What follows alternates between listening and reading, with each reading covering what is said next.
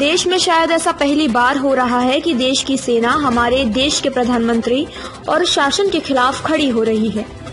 देश भर में चल रहा किसान आंदोलन थमने की बजाय और जोर पकड़ता जा रहा है। अभी तक सरकार द्वारा लाए गए किसान कानूनों का विरोध केवल विपक्ष और किसान कर रहे थे, लेकिन अब मोदी सरकार के खिलाफ देश के सैनिक भी मैदान में उतर आए हैं। बड़े ही दुख की बात है कि देश में आज ऐसी परिस्थिति आ गई है कि देश की सेना को देश के शासन का विरोध करना पड़ रहा है। लाल बहादुर शास्त्री ने जय जवान जय किसान का नारा इसलिए दिया था कि देश का किसान देश का अन्नदाता है और देश का जवान देश की रक्षा के लिए हर समय मौसम की परवाह किए बिना देश की रक्षा के लिए देश की सीमा पर खड़ा रहता है और अपनी जान की बाजी लगाकर देश की रक्षा करता है।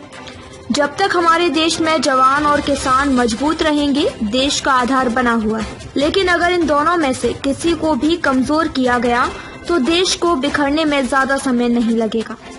किसान के साथ देश के जवानों ने भी मोदी सरकार को चेतावनी दे दी है कि अगर मोदी सरकार में किसान विरोधी कानून वापस नहीं लेती है तो ये सरकार के लिए अच्छा नहीं होगा। अब देखना ये होगा कि सरकार जवानों के इस कदम पर क्या प्रतिक्रिया देती है। जी त्यागी जी और अन्य गणमान्य साथी हैं, तो उनसे पूछते हैं कि वे क्या चाहते हैं, क्या उनकी मांग है और क्या संदेश देना चाहते हैं।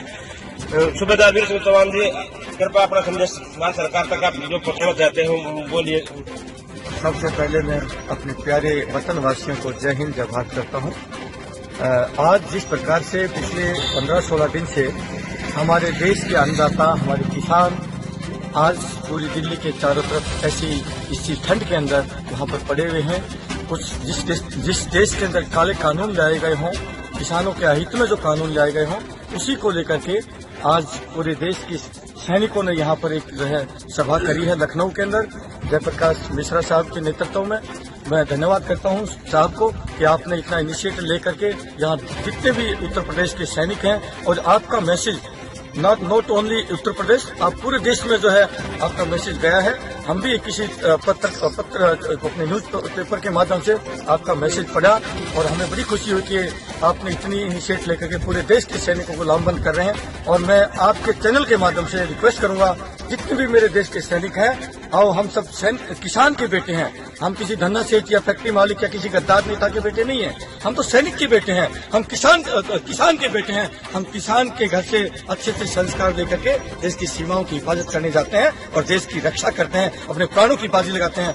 हम लोगों को भी अपने पिताओं के साथ, किसानों के साथ और अपने भाइयों के साथ कंधे से कंधा मिला करके इन काले कानूनों को वापस लेने के लिए पूरी ताकत के साथ दिल्ली कूच करना होगा। और जो गूंगी बहरी सरकारें हैं, जो अहंकार के अंदर आ चुकी हैं, मैं कहना चाहूंगा मोदी साहब, आप वहाँ पर कोई तलवार की लड़ाई जीत करके नहीं आए, कोई युद्ध जीत करके नहीं आए। आप इन्हीं किसानों ने आपको उस मुकाम पर बिठाया है, उस गद्दी पर बिठाया है। यदि आज आप इन किसानों की अनदेखी करेंगे, आने वाला वक्त आपको बताएगा, आपको वापस जो है रसातों में दफनाएंगे, यही किसान दफनाएंगे। मैं चैलेंज करता हूँ, या तो आप सुधर जाइए, हम आपको अभी भी मौका दे रहे हैं, और या फिर जो है इन किसानों के जो अहित के जो कानून है उनको बैक ले लीजिए। यही आपकी मैं सभी को जय हिंद जय भारत।